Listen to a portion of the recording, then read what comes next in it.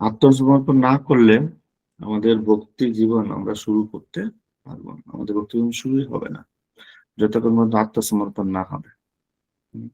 যেমন ভগবদ গীতার প্রথম অধ্যায় প্রথম শ্লোকের তাৎপর্য শিল প্রভুপাদ বর্ণনা করেছেন যে এই ভগবদ গীতা উপলব্ধির মূল পন্থাটা কি, সেটা হচ্ছে অর্জুন যেভাবে ভগবদ গীতা ভগবান শ্রীকৃষ্ণ থেকে উপলব্ধি করেছিল সেই মনোভাব নিয়ে আমাদেরকে উপলব্ধি করতে হবে। তো অর্জুন কি মনোভাব নিয়ে ভগবান থেকে শ্রবণ করেছিল? আত্মসমর্পণ মনোভাব। তাহলে আমাদেরকে যদি ভগবদ্গীতার যথার্থ মর্ম উপলব্ধি করতে হয়, তাহলে আমাদেরকে ভগবানের চরণে, ভগবানের ভক্তের চরণে নিজেকে আত্মসমর্পণ করতে হবে। হম তবে আমরা পূর্ণ উপলব্ধি করতে পারবো। দ্বিতীয়, আমাদের জীবনের যত সমস্যা রয়েছে সমস্ত সমস্যার সমাধান হবে যখনই আমরা ভগবানের কাছে নিজেকে আত্মসমর্পণ করব। তৃতীয়ত, আত্মসমর্পণের মাধ্যমে আমরা সঠিক মার্গ বুঝতে পারবো। যতক্ষণ পর্যন্ত আত্মসমর্পণ না করব ততক্ষণ পর্যন্ত আমরা উপলব্ধি করতে পারবো না যে সঠিক মার্গ কোথায়, সঠিক সিদ্ধান্ত কি। যেমন অর্জুন বিভ্রান্ত হয়েছেন, তো বিভ্রান্ত অবস্থায় তার নিজের যে জ্ঞান, নিজের যে বুদ্ধি, তিনি যেভাবে যুদ্ধের উদ্দেশ্য তিনি দেখিয়েছেন বা যুদ্ধের পরিণতি তিনি দেখিয়েছেন আমাদেরকে, এটা বিভ্রান্ত অবস্থা, মনের জল্পনা কল্পনা মাত্র। কিন্তু এখন অর্জুন ভগবানের কাছে আত্মসমর্পণ করেছেন। শিষ্যস্তহম সাধি মামতম প্রপন্নম, আমি তোমার শিষ্য এবং তোমার শরণাগত। এটি হচ্ছে জীবনের সবচেয়ে বড় শিক্ষা, যেটা আমাদের সনাতন শিক্ষা। আমাদের সনাতন শিক্ষা হচ্ছে শরণাগত হওয়ার শিক্ষা। আমাদের সনাতন শিক্ষা হচ্ছে নিজেকে শরণাগত করার শিক্ষা। যতক্ষণ মধ্যে শরণাগত না হব, এখন ভগবানের কাছে কৃষ্ণ, অর্জুনের কাছে সামনে ভগবান স্বয়ং উপস্থিত ছিল, সেজন্য অর্জুন আহ ভগবানের কাছে নিজেকে আত্মসমর্পণ করেছেন। কিন্তু আমাদের সামনে আমরা তো ভগবানকে দেখতে পাচ্ছি না, আমরা তো জানি না ভগবানকে। তাহলে আমরা কি করে ভগবানের কাছে আত্মসমর্পণ করব? সেজন্য সিদ্ধান্ত দেওয়া হয়েছে, ভগবানের যিনি প্রতিনিধি রয়েছেন তার চরণে যদি আমরা আত্মসমর্পণ করি, তার কাছে যদি আমরা আত্মসমর্পণ করি, তাহলে ভগবানের কাছে আত্মসমর্পণ করারই সমান। বুঝতে পেরেছেন? যিনি ভগবানের প্রতিনিধিত্ব করছেন শ্রী গুরুদেব, হ্যাঁ, যিনি সদ্গুরু, তার কাছে আত্মসমর্পণ করলে ভগবানের কাছে আত্মসমর্পণ করারই সমান বলে গণ্য করা হবে। সেই ক্ষেত্রে আমরা কার কাছে আত্মসমর্পণ করব? শ্রী গুরুদেবের কাছে আমরা আত্মসমর্পণ করব। তবে আমি আমার জীবনের সঠিক দিশা পাবো, আমার জীবনের সমস্ত সমস্যা থেকে আমি সমাধান পাবো, একমাত্র উপায়। তো আজকে আমরা ভগবদ গীতার দ্বিতীয় অধ্যায়ের দ্বিতীয় যে বিষয়, যেখানে আত্মজ্ঞান লাভ। অর্জুনের যে বিভ্রান্তি ছিল, এই বিভ্রান্তির মূল কারণ কি? আত্মজ্ঞান। অর্জুনের আত্মজ্ঞান ছিল না, এজন্য হচ্ছে মূল বিভ্রান্তি। তো ভগবান শ্রীকৃষ্ণ এই অধ্যায়ে এখন প্রথম যে ভগবান তিনি আলোচনা করবেন, আত্মজ্ঞান বিষয়ে আলোচনা করবেন, অর্জুনকে আত্মজ্ঞান দেওয়ার বিষয়ে আলোচনা করবেন। এজন্য এখানে ভগবদ গীতার 21 নম্বর শ্লোক থেকে আমরা আজকে আলোচনা করব। যাদের কাছে ভগবদ গীতা আছে আপনারা ওপেন করুন ভগবদ গীতা। সরি, 21 না, এখানে 11 নম্বর শ্লোক থেকে। ওম নমো ভগবতে বাসুদেবায়, ওম নমো ভগবতে বাসুদেবায়, ওম নমো ভগবতে বাসুদেবায়।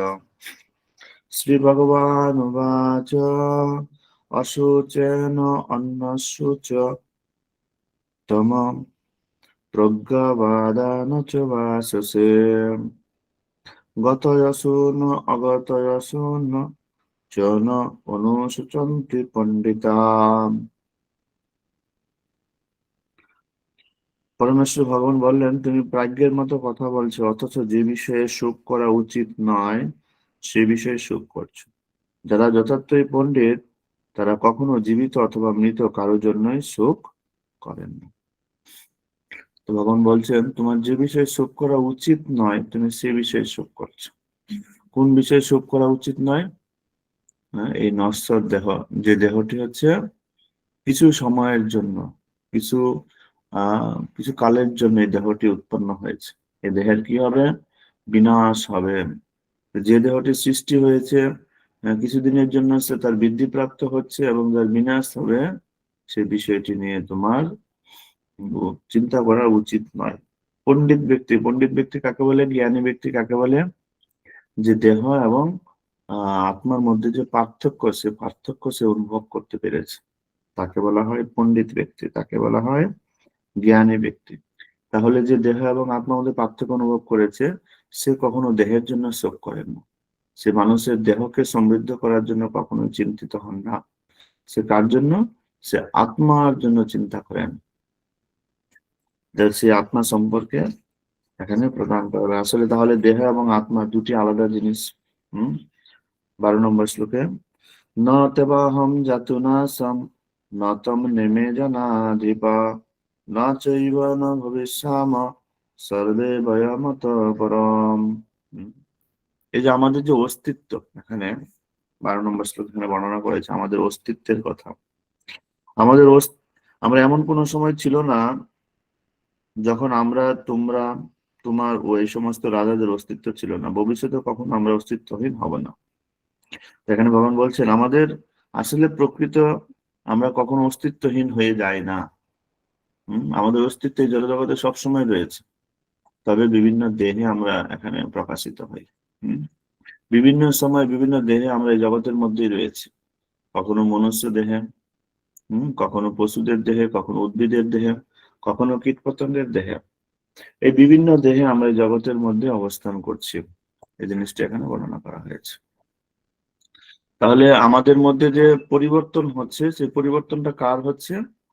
সেই পরিবর্তনটা হচ্ছে দেহের পরিবর্তন। কিন্তু আমাদের যে প্রকৃত যে পরিবর্তন, আমাদের কখনো পরিবর্তন হয় না, আমাদের প্রকৃত পরিবর্তন কখনোই হচ্ছে না, শুধু কেবলমাত্র আমাদের দেহের পরিবর্তন হচ্ছে। তাহলে আমাদের অস্তিত্ব কখনোই নষ্ট হচ্ছে না, আমরা সবসময় জড়জগতের মধ্যে আছি। আমি যখন ছোট ছিলাম তখন আমি উপলব্ধি করেছি আমি এখানে আছি, আমি যখন যুবক অবস্থায় আছি তখন আমি উপলব্ধি করছি আমি এখানে আছি, এবং আমি যখন বৃদ্ধ হয়ে যাব তখন আমি উপলব্ধি করবো আমি জড়জগতে আছি, ঠিক কিনা? কিন্তু আমার পরিবর্তন কিসের হচ্ছে? দেহের পরিবর্তন হচ্ছে। তাহলে মৃত্যু হয়ে গেলে আমি কি এখান থেকে হারিয়ে যাব? না, আমি এখানেই থাকবো। তখন আমার আত্মা হয়তো অন্য কোনো দেহ ধারণ করবে, অন্য কোনো দেহে আমি এখানে অবস্থান করবো, ঠিক আছে?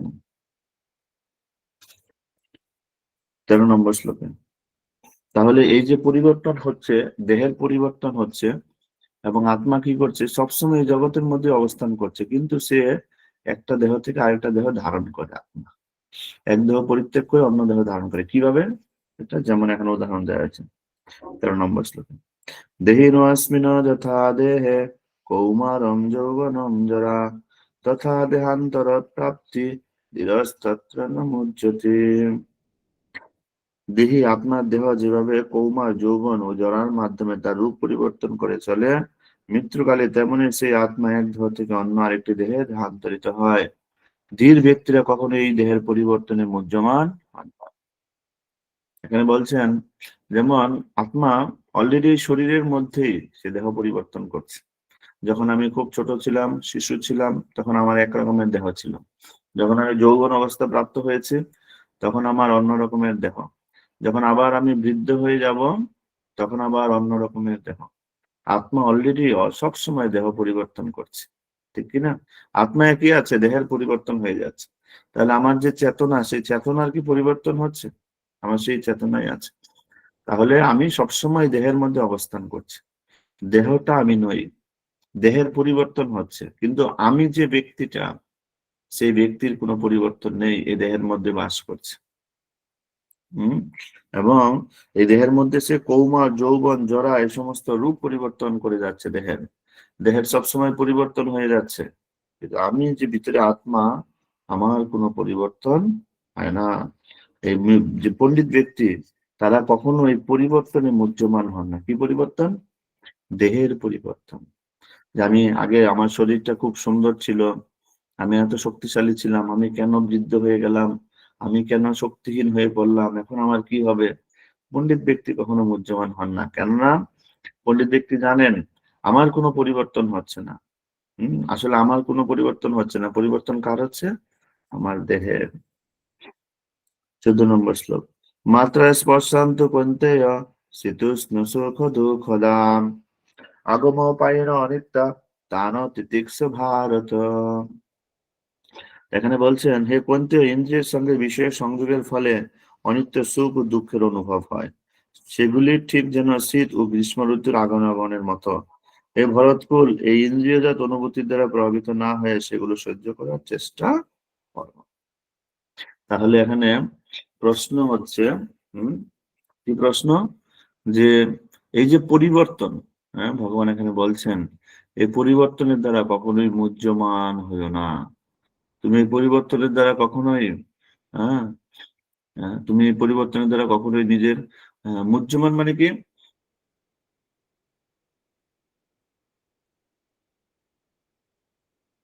তো আহ বেশি প্রয়োজনের অতিরিক্ত কোনো কিছু গ্রহণ করা, প্রয়োজনের অতিরিক্ত বেশি নিজেকে ভোগ করা, এগুলো হচ্ছে মুহ্যমান হওয়া। এই জড়জগতের মধ্যে ভোগে লিপ্ত হওয়া, এগুলোকে বলা হয় মুহ্যমান হওয়া। বুঝতে পেরেছে? তাহলে এখানে এই জড়জগতের যে সুখ দুঃখ অনুভূতিটা আসে, সেটা কোথা থেকে আসে? হম এই জড়জগতের সুখ দুঃখ অনুভূতিটা আমরা কোথা থেকে পাই?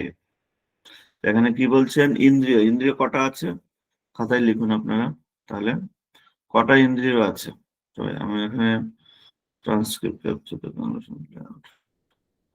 হম হোয়াইট বোর্ড আমি একটা দেখছি পাই কিনা, হোয়াইট বোর্ড। তাহলে আপনারা খাতায় লিখুন কটা ইন্দ্রিয় আছে। পাঁচটা কর্মেন্দ্রিয় এবং পাঁচটা জ্ঞানেন্দ্রিয়। লিখুন।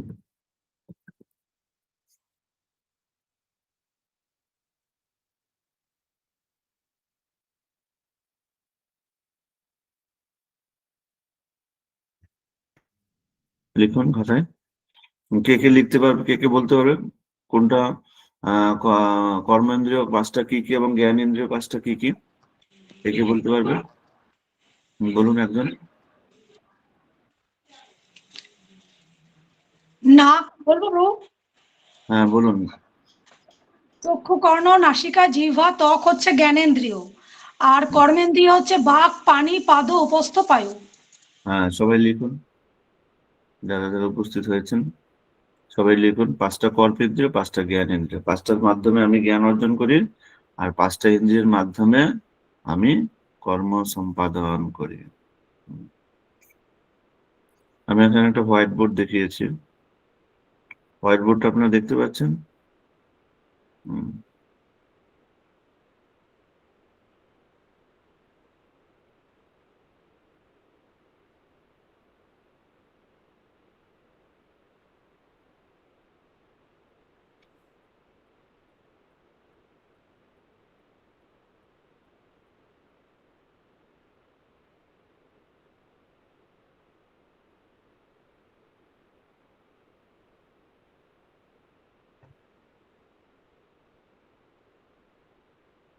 তাহলে এখানে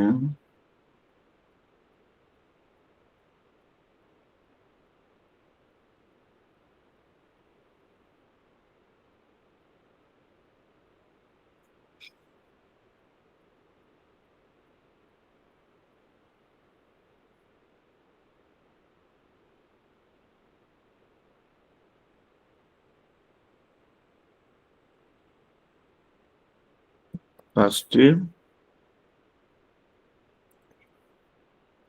পাঁচটি কর্ম ইন্দ্রিয়, তাই তো? দেখা যাচ্ছে আপনাদের বোর্ডে? পেয়েছেন আপনারা? হরিবল হরিবল প্রভু, দেখা যাচ্ছে। আচ্ছা আচ্ছা, পাঁচটি জ্ঞান ইন্দ্রিয়, তাই তো? টোটাল কটা হয়ে গেল? 10টি ইন্দ্রিয়, মোট 10টি ইন্দ্রিয়, 5টি কর্মেন্দ্রিয়, 5টি জ্ঞান ইন্দ্রিয়, এটা আপনারা লিখে নেবেন। টোটাল 10টি ইন্দ্রিয়, তাই তো? আচ্ছা, এই 10টি ইন্দ্রিয়ের মধ্যে উম এই 10টি ইন্দ্রিয় কি কি ভোগ করে? ইন্দ্রিয়ের সঙ্গে বিষয়ের সংযোগ, বিষয় কটা আছে যেগুলো ইন্দ্রিয়গুলো ভোগ করতে চায়, সে বিষয় কটা? হম সে বিষয় হচ্ছে 5টা। কি হলো?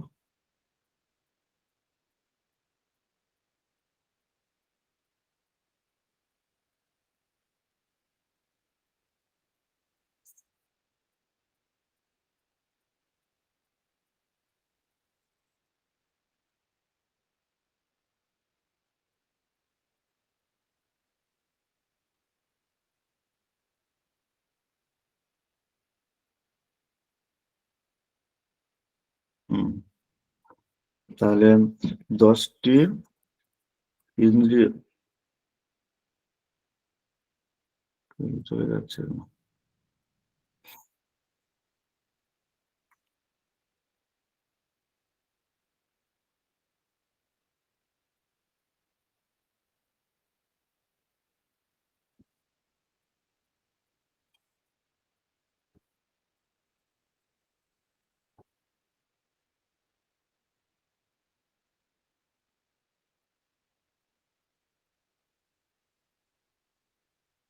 হুম, তাহলে 10টি ইন্দ্রিয় আমাদের, তাই তো? 5টি কর্মেন্দ্রিয়, 5টি জ্ঞানেন্দ্রিয়, আর আমাদের 5টি হচ্ছে বিষয়। 5টি বিষয়, 5টি বিষয় কি কি, কে কে বলতে পারবে? 5টি বিষয়, প্রথমটা হচ্ছে রূপ, যেগুলো গ্রহণ করি, রূপ, রস, রস, শব্দ, গন্ধ, রূপ, রস, শব্দ, গন্ধ, স্পর্শ, স্পর্শ, এই হচ্ছে 5টি বিষয়। দেখতে পাচ্ছেন? তাহলে 5টি বিষয় আর 10টা ইন্দ্রিয়, এই 10টা ইন্দ্রিয় কোথায় আহ কিসের দ্বারা দাবিত হয়? 5টি বিষয়ের দ্বারা। এই 10টি ইন্দ্রিয় কি করে? 5টি বিষয়কে গ্রহণ করতে চায়। বুঝতে পেরেছি? এই 10টি ইন্দ্রিয় 5টি বিষয়কে গ্রহণ করতে চায়। তাহলে আহ এই রূপ, রস, শব্দ, গন্ধ, স্পর্শ, যেমন হাত, হাত কি চায়? স্পর্শ চায়। হম এই 10টি ইন্দ্রিয় সে গ্রহণ করতে চায়। এই ইন্দ্রিয়ের সঙ্গে যখন বিষয়ের সংযোগ হয়, যেমন মনে করুন আমার নাক একটা ইন্দ্রিয়, এই নাক কি করে গ্রহণ করতে চায়? ঘ্রাণ, গন্ধ সে গ্রহণ করতে চায়।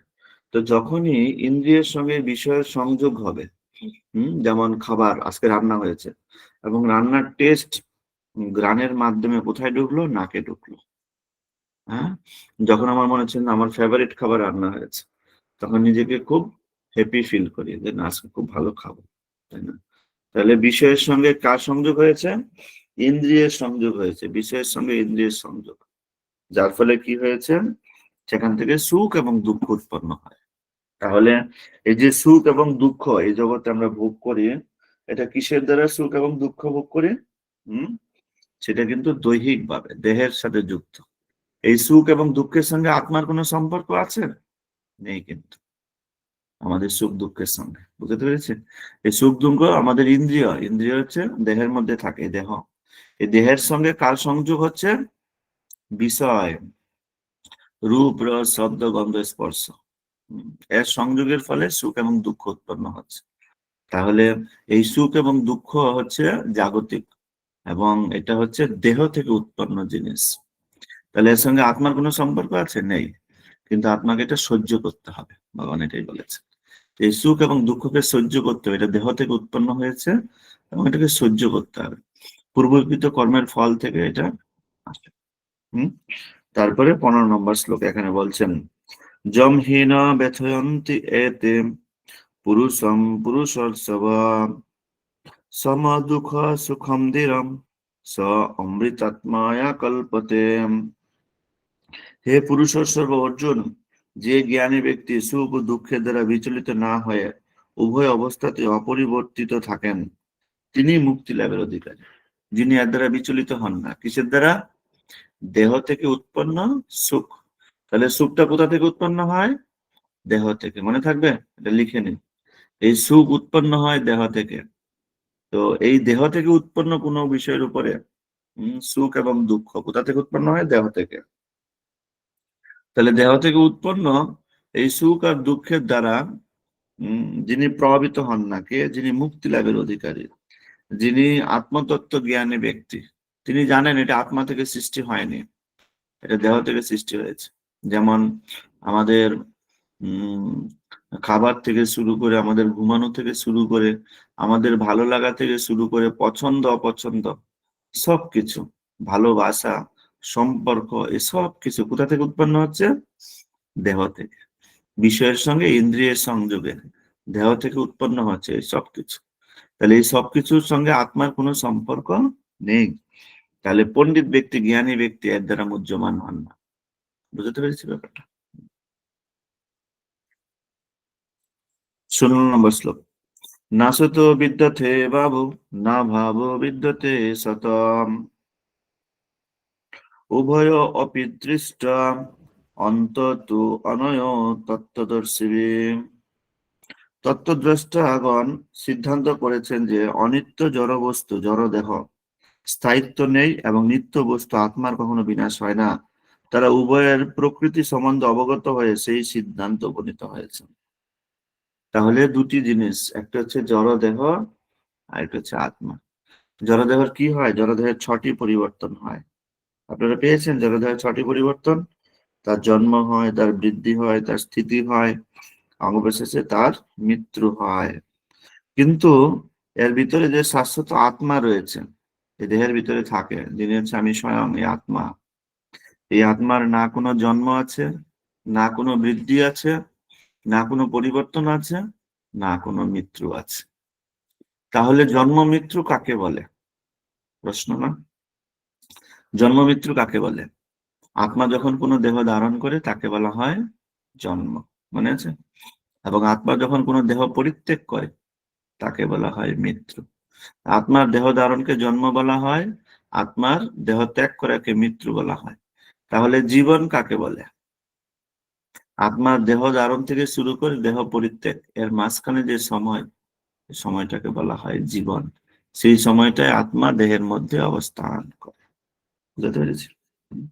এখানে এই বিষয়টি বর্ণনা করা হয়েছে। তাহলে যে পরিবর্তন হচ্ছে, সে পরিবর্তন কার পরিবর্তন হচ্ছে? দেহের পরিবর্তন হচ্ছে। হ্যাঁ, মানুষের আত্মার কোনো পরিবর্তন হয় না, আত্মার কোনো জন্ম নেই। আত্মা কোথা থেকে এসেছে? আত্মা হচ্ছে ভগবানের সচ্চিদানন্দময় অংশ। এবং ভগবান কি? ভগবান হচ্ছে সচ্চিদানন্দময়। তাহলে আত্মাও কি? সচ্চিদানন্দময়, যেহেতু ভগবানের অংশ। তাহলে আমি কার অংশ? আমি ভগবানেরই অংশ। বুঝতে পেরেছি? আমি এই জড়দেহ নই, এই জড়দেহের সঙ্গে আমার কোনো সম্পর্ক নেই।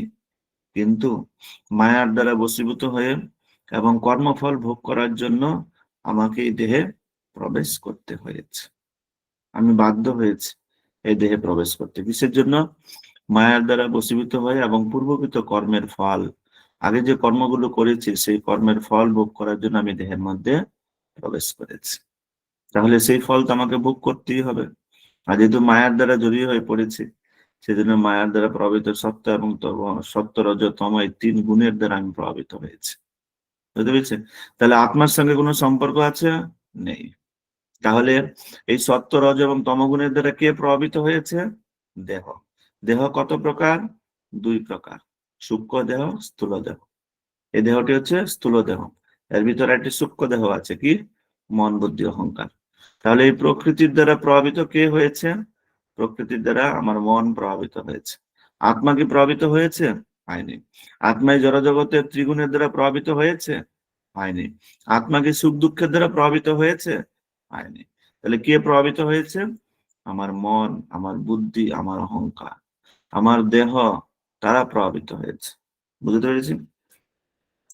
17 নম্বর শ্লোকে, অবিনাশী তু তদ্বিদ্ধি येन सर्वम् इदं ततं विनाशम অবয়স্য ঐস্য ন কশ্চিৎ কর্তুমহতি। যা সমগ্র দেহে পরিব্যাপ্ত হয়ে রয়েছে তাকে তুমি অবিনাশী বলে জানবে। সেই অব্যয় আত্মাকে কেউ বিনাশ করতে সক্ষম নয়। আত্মার কোনো বিনাশ নেই। যে দেহের মধ্যে আত্মা অবস্থান করছে, যিনি হচ্ছে সমস্ত শক্তির আধার, এই দেহ যে শক্তি লাভ করছে কোথা থেকে? আত্মা থেকে শক্তি প্রাপ্ত হচ্ছে। আর যদি আত্মা দেহের থেকে পরিত্যাগ করে, তাহলে সেই দেহের মধ্যে রক্ত মাংস সবকিছু থাকলেও, কিডনি থাকলেও, ফুসফুস থাকলেও কোনো কিছু কাজ করবে না। তাহলে সমস্ত শক্তির আধার হচ্ছে আত্মা। আত্মা থেকে শক্তি প্রাপ্ত হচ্ছে, কিন্তু সেই আত্মার কোনো বিনাশ নেই, সেই আত্মার কোনো মৃত্যু নেই। তাহলে অর্জুন ভাবছে যে আমি এদেরকে হত্যা করব। আসলে এরা কি হত্যা হবে? এদের কি মৃত্যু আছে? নেই। এরা এক দেহ থেকে অন্য কোনো দেহে তারা স্থানান্তরিত হবে। অর্জুন যদিও মনে করছে যে আমি হত্যা করব, একদিন না একদিন তো তাদের মৃত্যু হবে। তাহলে তখন যখন তাদের মৃত্যু হবে, তারা তাদের তো অর্জুন ধরে রাখতে পারবে না। একদিন একদিন সে আত্মা দেহ থেকে চলে যাবে। তো যে আত্মায় দেহের মধ্যে অবস্থান করছে হচ্ছে অবিনাশী। শিল প্রভুপাদ তাৎপর্য বলছেন, আত্মার আয়তন কত? চুলের অগ্রভাগের 10 সহস্র ভাগের 1 ভাগ হচ্ছে আত্মার আয়তন। তা আত্মা এত ছোট, সেজন্য তাকে অনুবীক্ষণ যন্ত্র বা কোনো ল্যাবরেটরি কোনো যন্ত্র বা বৈজ্ঞানিক ভাবে তাকে দর্শন করা যায় না বলে তার অস্তিত্ব প্রমাণ এখনো বিজ্ঞানীরা খুঁজে পায়নি। এতই সূক্ষ্ম। তাহলে এত সূক্ষ্ম বস্তু, তার এত শক্তি। হ্যাঁ, যেহেতু সে ভগবানের অংশ, এই জন্য অনেক সূক্ষ্ম হওয়া সত্ত্বেও তার অনেক শক্তি, এবং সে অনেক শক্তিশালী আত্মা, সমস্ত দেহকে ধারণ করে আছে। তাহলে আত্মা এবং দেহের মাঝখানে যে মধ্যস্থতা, সেটা হচ্ছে চেতনা। দেহ সরাসরি আত্মাকে প্রভাবিত করতে পারে না। দেহ কাকে প্রভাবিত করে? চেতনাকে প্রভাবিত করে। দেহের যে সুখ এবং দুঃখ, এটা কাকে প্রভাবিত করে? চেতনাকে প্রভাবিত করে। বুঝতে পেরেছেন? যখন চেতনাকে প্রভাবিত করে, চেতনা গিয়ে আত্মাকে প্রভাবিত করে। বুঝতে পেরেছেন? তাহলে এই দেহ এবং আত্মার মাঝখানে যে মিডিয়েটর, তিনি হচ্ছেন চেতনা। যে যখন আমি দেহের সুখ দুঃখের দ্বারা প্রভাবিত হই, তখন সে চেতনাকে প্রভাবিত করে, এবং চেতনা গিয়ে আত্মাকে প্রভাবিত করে। তখন আমরা বলি অধঃপতিত আত্মা, যে চেতনা আত্মাকে প্রভাবিত করেছে। আবার যখন কেউ সাধু সঙ্গের মাধ্যমে তিনি উন্নত তত্ত্ব প্রাপ্ত হয় এবং উন্নত চিন্তাধারা প্রাপ্ত হয়, তখনও চেতনা আত্মাকে কি করে? ঊর্ধ্বগতি লাভ করে, আত্মা ঊর্ধ্বগতি হয়। তাহলে আমার শরীরের মধ্যে আত্মা আছে কি নেই কি করে বুঝবো? কারণ আমার শরীরে চেতনা রয়েছে। আমি কথা বলতে পারছি, আমি হাসতে পারছি, খেতে পারছি, ঘুমাতে পারছি, তার মানে আমার শরীরের মধ্যে আত্মা রয়েছে, আমার চেতনা আছে। যদি আত্মা চলে যায়, তাহলে আত্মা কাকে সঙ্গে নিয়ে চলে যাবে? চেতনাকে নিয়ে চলে যাবে। আর সেই চেতনার সঙ্গে কে থাকে? মন, বুদ্ধি, অহংকার, সূক্ষ্ম দেহ থাকে। বুঝতে পেরেছি? 18 নম্বর শ্লোক। অন্তবন্ত ইমে দেহা নিত্য সত্য শরীরিণাম অনাসীন অপ্রমেশ্য তস্মাৎ যুধস্য ভারত। অবিনাশী, অপরিমেয় ও শাশ্বত আত্মার জড়দেহ অবশ্যই বিনাশশীল। এদের হে ভারত, তুমি যুদ্ধ করো। অবিনাশী আত্মার প্রথম গুণ কি? 3টা গুণ এখানে বর্ণনা করা হয়েছে: অবিনাশী, অপরিমেয় ও শাশ্বত। এই 3টি হচ্ছে আত্মার গুণ।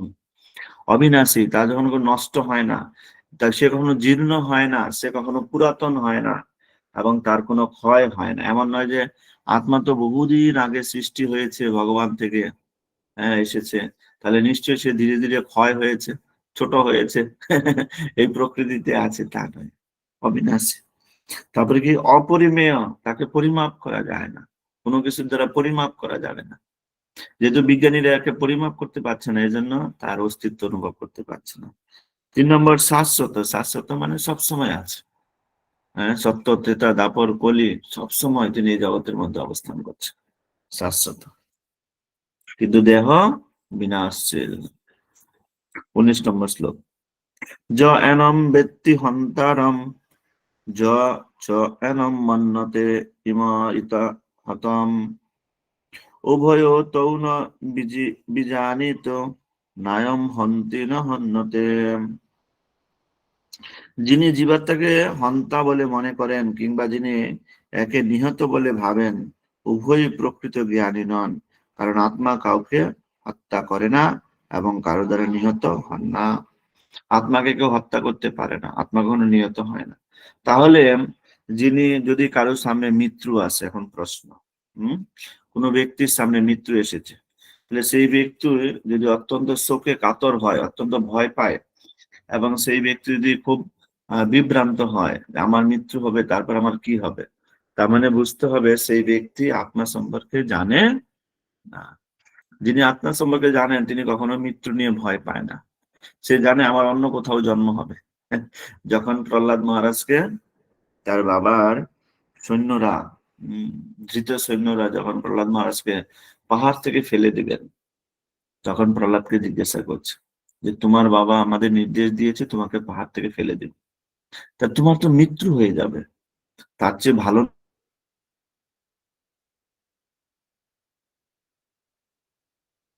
তাহলে তো সব সমস্যার সমাধান, এক এক কথায় সমাধান। তুমি শুধু মেনে নাও যে হিরণ্যকশিপু ভগবান, ব্যাস, তাহলে তো হয়। তোমাকে পাহাড় থেকে ফেলবো, তুমি মারা যাবে, তাহলে তোমার কি থাকলো? প্রশ্ন করছে কে? হিরণ্যকশিপুর শিষ্যরা। তখন প্রহ্লাদ মহারাজ কি উত্তর দিলেন? যদি আমাকে এখান থেকে ফেলে দাও, আমি যদি মরে যাই, তাহলে আমি কি অন্য কোনো পরিবারে জন্ম নিব? আমার তো কোনো মৃত্যু নেই, আমাকে তো কখনো তোমরা মারতে পারবে না। তোমরা তো জানোই না ব্যাপারটা, আমাকে তোমরা কখনোই মারতে পারবে না। আমি দেহ ত্যাগ করব, তাহলে আমি অন্য কোনো দেহ নিয়ে অন্য কোনো পরিবারে আমি জন্ম নিব, আমার অন্য কোনো মা বাবা হবে। তো তুমি আমাকে মারবে কি করে? আমাকে বলো, কি করে মারতে পারো? আত্মার তো কোনো মৃত্যু নেই। যদি মৃত্যু হয় তাহলে আমার দেহের মৃত্যু হবে। আর দেহের মৃত্যু নিয়ে দেহে আমি কেন সুখ করব? আমি তো দেহ নই। আমি দেহটা ধারণ করেছি আমার কর্ম ফলে, কিন্তু আমার এটি দেহটা তো আমার নয়। আমার দেহ, কিন্তু এই দেহটা নিয়ে সুখ করব আমি কেন?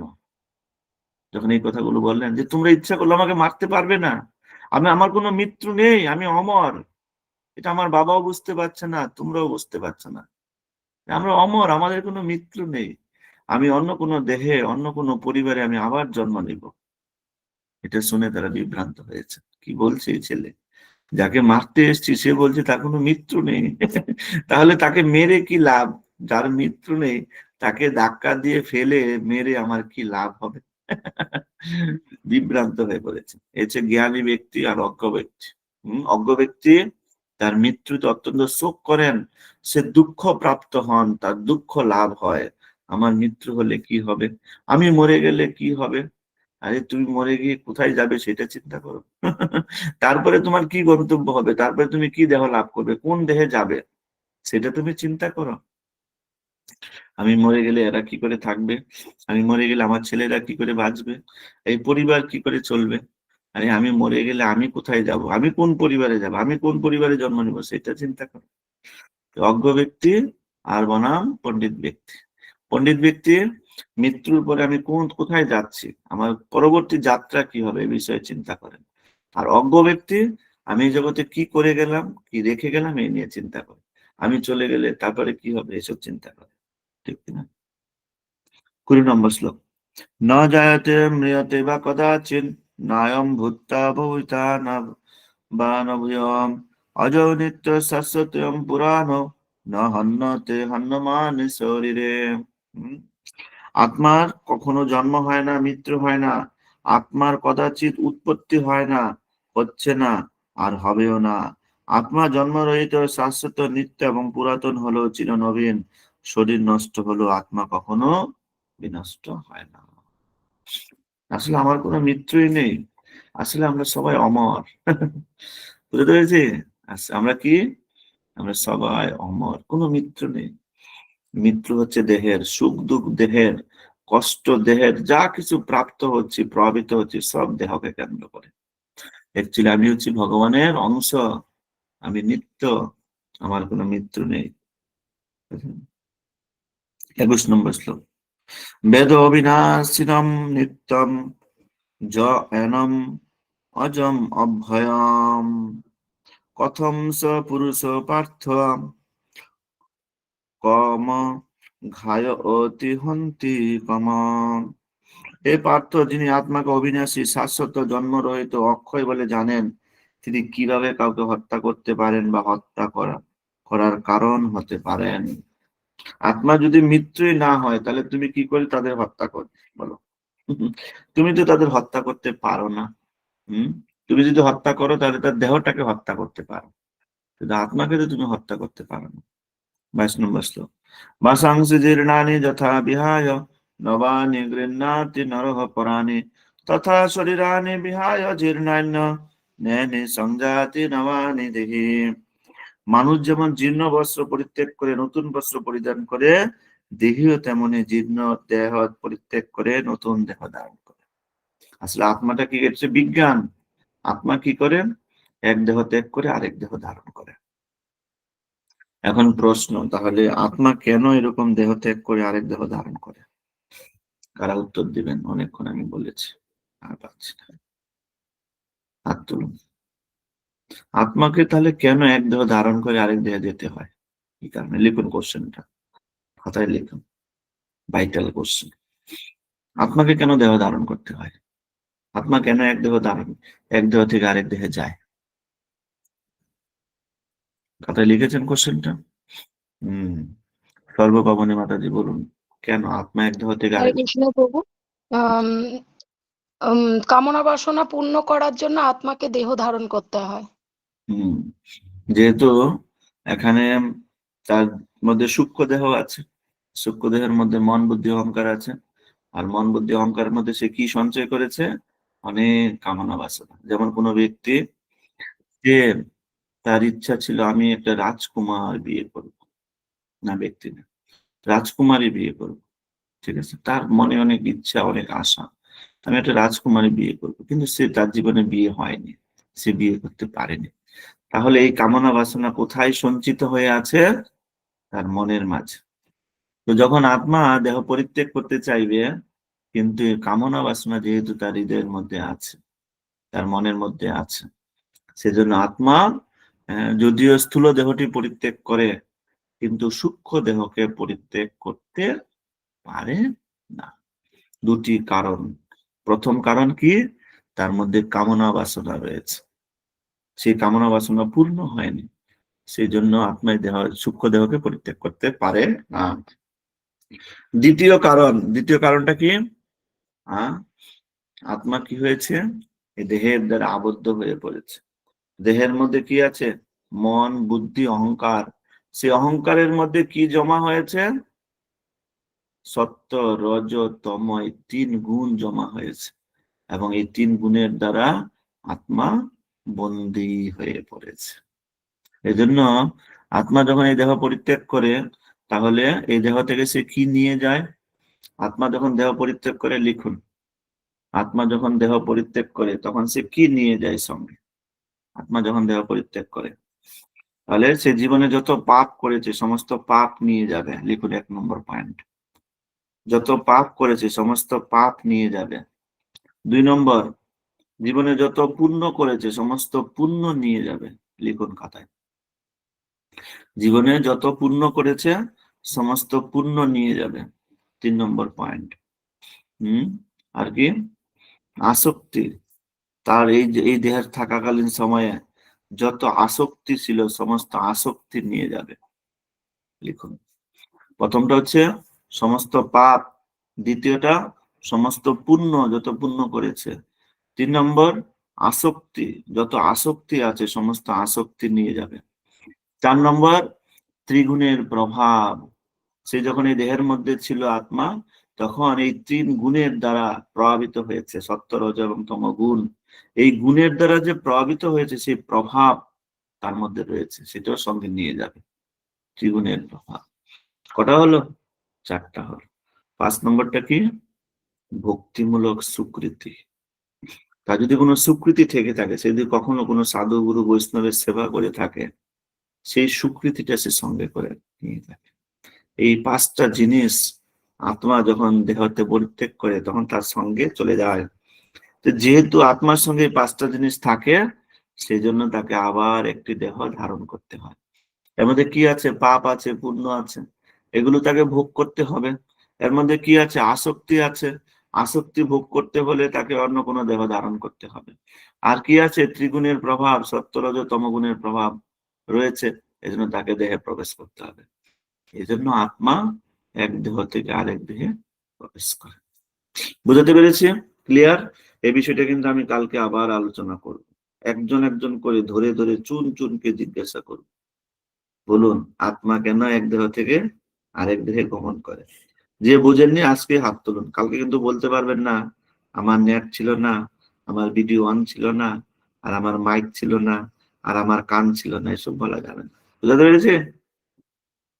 একদম জিজ্ঞাসা করব, উত্তর দিতে হবে। আত্মা কেন এক দেহ থেকে আরেক দেহে স্থানান্তরিত হয়? তাহলে আত্মা যখন দেহ পরিত্যাগ করে 5টি জিনিস সঙ্গে নিয়ে যায়। যেহেতু 5টা জিনিস সঙ্গে নিয়ে যায়, সেজন্য তাকে সেগুলো ভোগ করার জন্য তাকে আবার দেহ ধারণ করতে হয়। তাহলে ভোগটা কে করছে? আত্মা নাকি মন? কে ভোগ করছে? এক্ষেত্রে মন ভোগ করছে, আত্মা কিছু ভোগ করছে না। আত্মা চেতনার দ্বারা প্রভাবিত হয়েছে, এবং এই চেতনা সত্য রজ এবং তম 3 গুণের দ্বারা প্রভাবিত হয়েছে। এজন্য আত্মাকে এক দেহ থেকে আরেক দেহে যেতে হয়। মনের মধ্যে লালসা রয়েছে, তাহলে ভোগটা কে করছে? মন। তাহলে মন কাকে প্রভাবিত করেছে?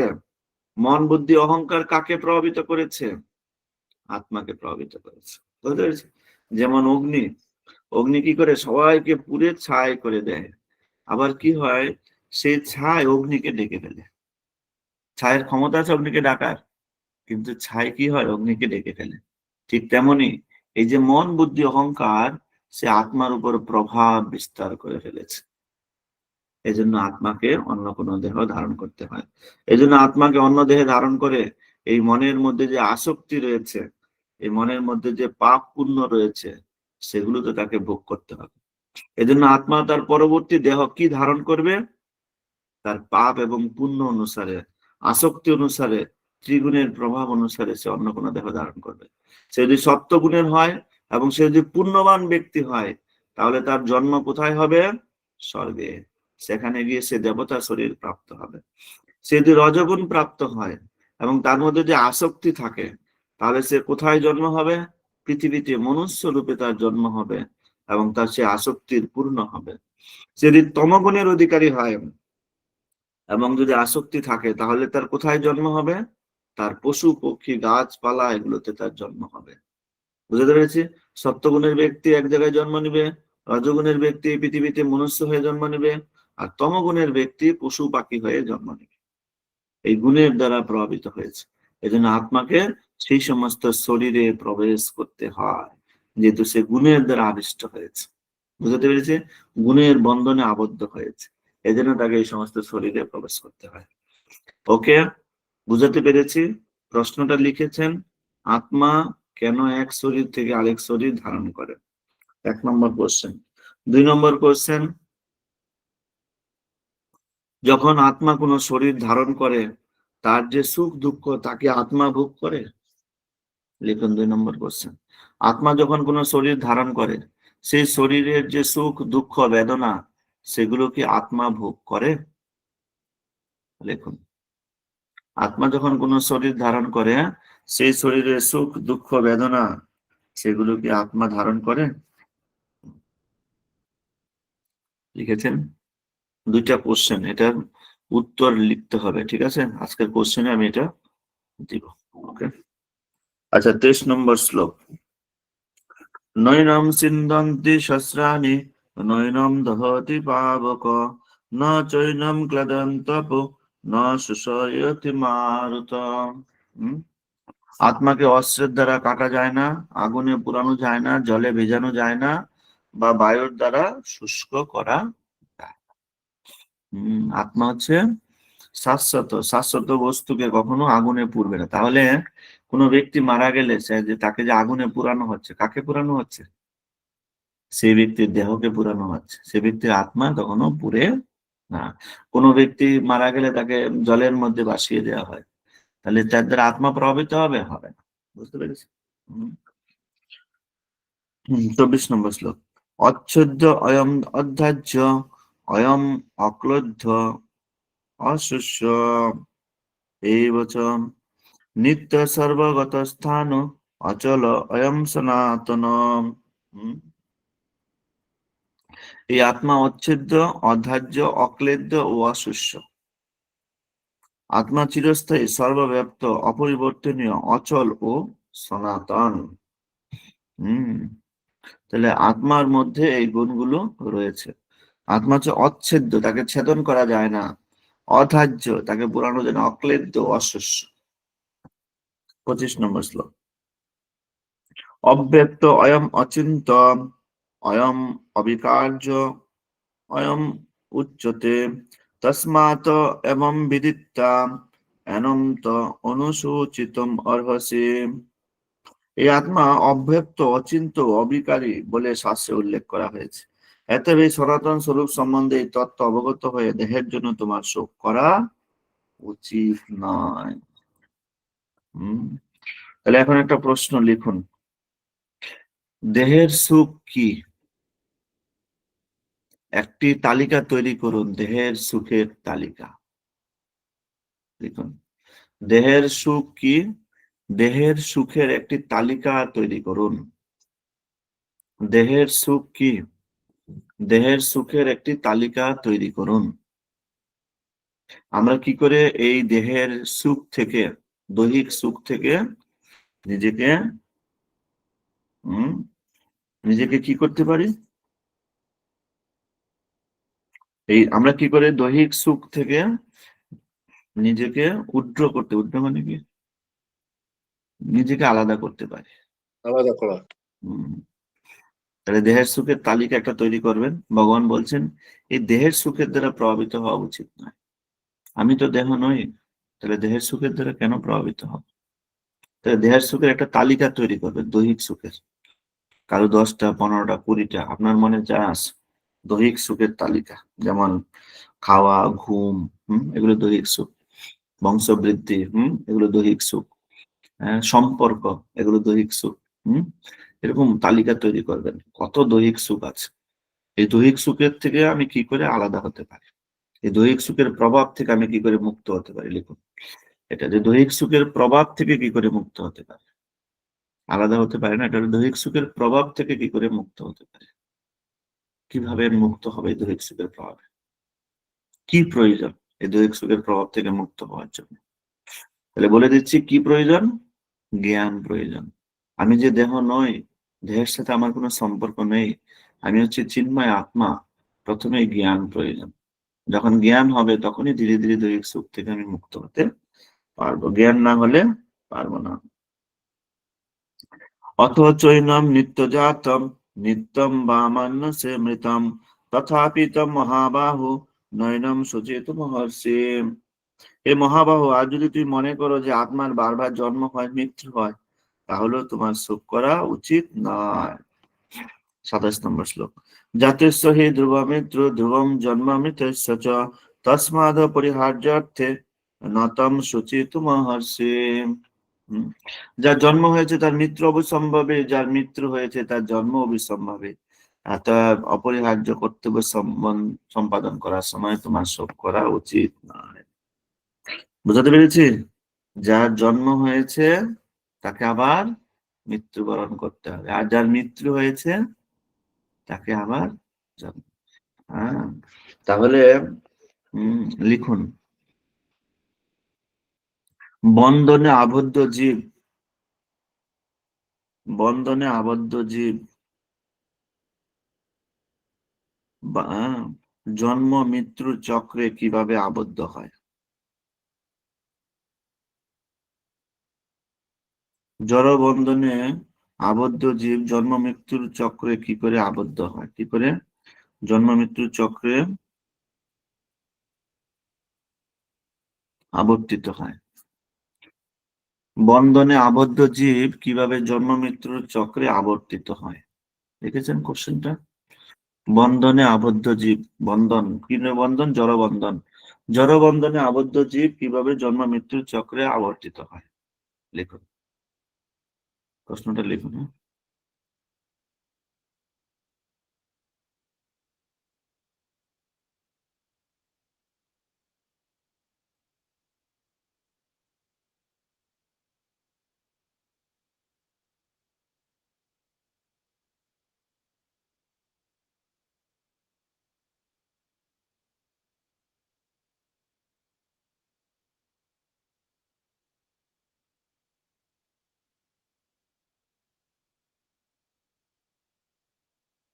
প্রভু আপনি মিউট হয়ে গেছেন।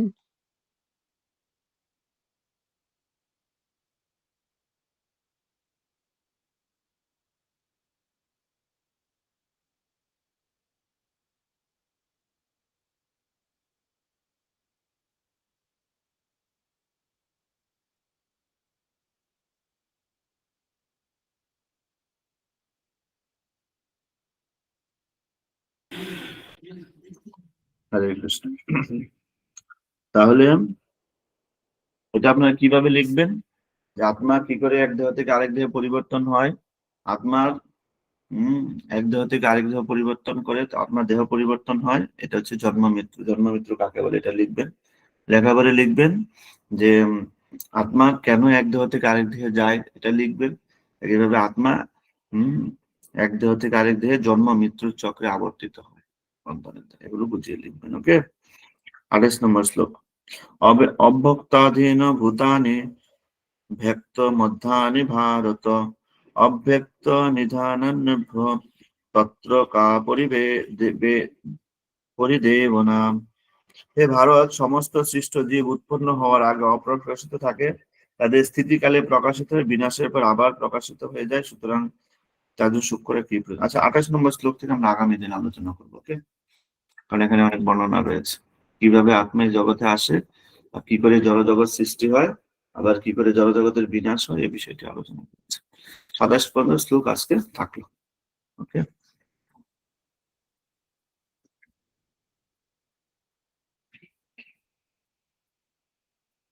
হরে কৃষ্ণ বাবু, ধন্যবাদ প্রণাম বাবু। আপনি যে দ্বিতীয় প্রশ্নটা বলেন একবার যদি বলেন, আত্মা